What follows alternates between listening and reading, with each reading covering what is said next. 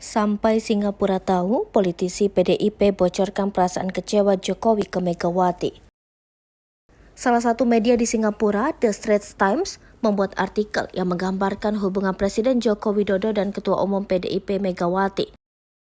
The Straits Times menyebut hubungan keduanya sedang tidak baik. Usut punya usut. Sosok yang membongkar situasi tersebut ke media Singapura adalah politisi PDIP. Dikutip dari Kompas.com, tidak disebutkan nama politisi PDIP yang menjadi narasumber di The Straits Times tersebut. Politisi senior itu menyebut Jokowi disebutkan sangat terkejut, tidak menyangka deklarasi pencapresan Ganjar dilakukan pada 21 April.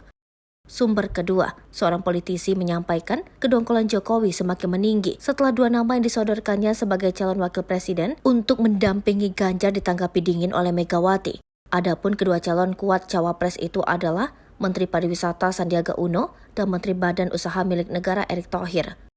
Politisi itu menyebut kekecewaan Jokowi membuatnya saat ini mempertimbangkan untuk mendukung Menteri Pertahanan Prabowo Subianto menjadi suksesornya pada Pilpres 2024. Dilaporkan, Jokowi juga telah berdiskusi dengan Ketua Umum Partai Golkar, Erlangga Hartarto, mengenai nama capres yang akan didukung. Adapun Golkar saat ini sedang bermanuver mempertimbangkan mendukung Prabowo.